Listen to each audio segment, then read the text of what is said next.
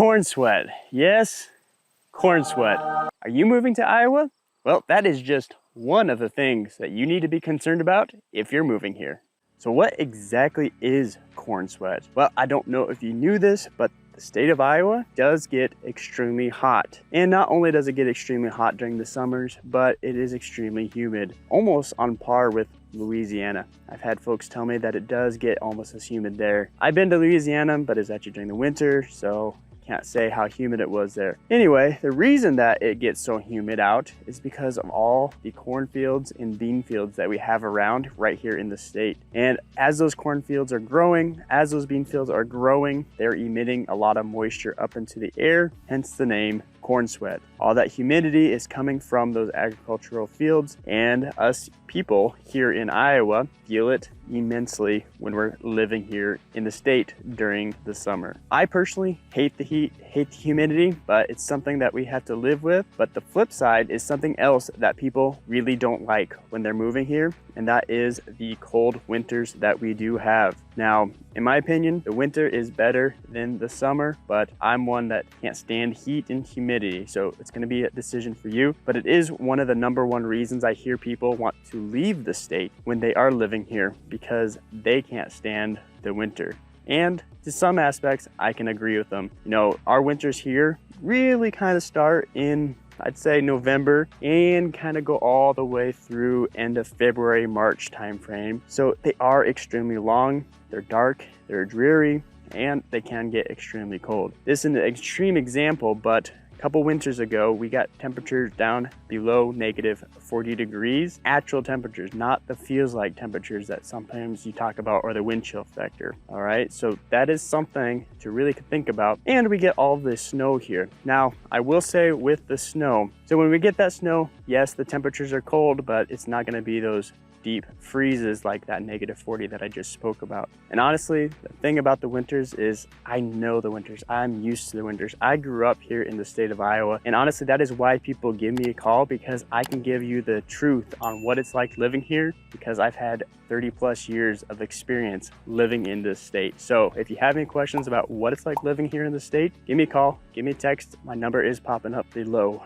If you do any of your research online about the state of Iowa, one of the things that's going to come up is that Iowa is one of the best cost of living states in the nation. All right, it's true, but here's the thing that they don't want you to know is that costs are still going up here. If we look just at the housing costs, in 2020, the average house cost about $170,000 depending on the market. Now, in 2023, that average house cost is at about $240,000. That is a significant jump compared to 2020 to 2023. Now, we're not unique in that aspect because everywhere the home prices have jumped substantially. And the thing about Iowa is that we are kind of buffered from the bigger economic impacts that a lot of the big cities in the East Coast and the West Coast get, because we're just more of a rural area and the economy doesn't see those highs or those lows. We're kind of riding right in the middle. And the truth of the matter is, yes, things are going up in price, including groceries, including utilities, all of that, but we're still one of the better cost of living states in the nation. So it's a big plus, but if you do move here, just understand that it may not be as cheap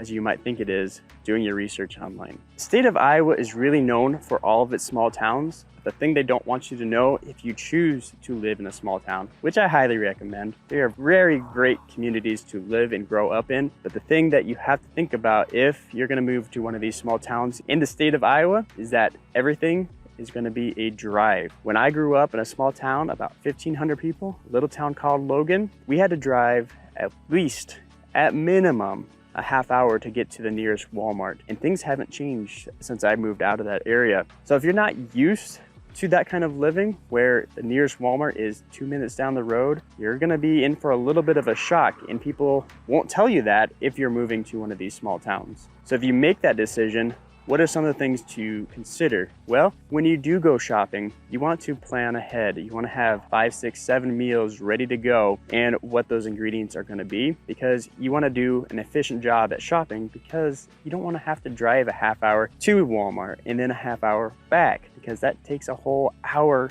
time of your day versus 2 minutes down the road if you're living in one of these bigger cities. So it's great living in these small towns, but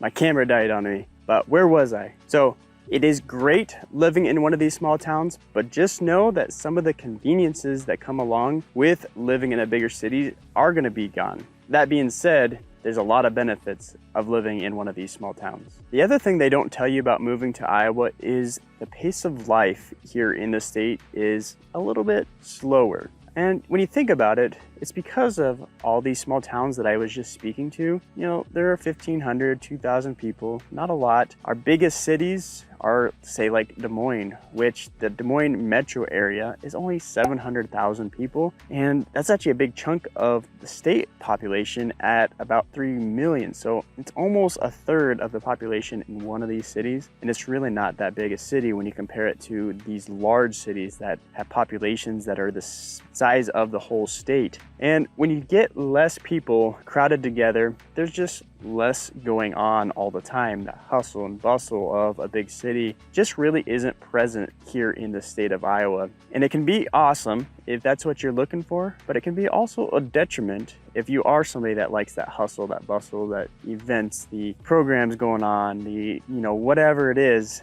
It can be very slow paced. It can be boring in some people's eyes. So just think about that, because you're not gonna find that online as a pro or a con, because it's just not something that people talk about when moving to the state. But it's a big benefit for the ones that love it, but it's also a big detriment to the ones that really like that hustle and bustle lifestyle. In the state of Iowa, small news is big news for us. When you look at it from a statewide perspective, a lot of things we do are kind of like a big family in a lot of senses. For example, if anything is taped in the state of Iowa, like a big movie, the local news is going to be writing it, and it's going to spread out through the whole state, letting everybody know that Hollywood came to Iowa. And that goes for people too. If we have a local person go, say, to the Olympics, for example, Shawn Johnson, gymnast, went to the Olympics. When she comes to town or something big happens in her life, the whole state is going to know about it, and they're going to be a huge celebrity here. So something that is small in a big city, pretty big news when it comes to the state of Iowa.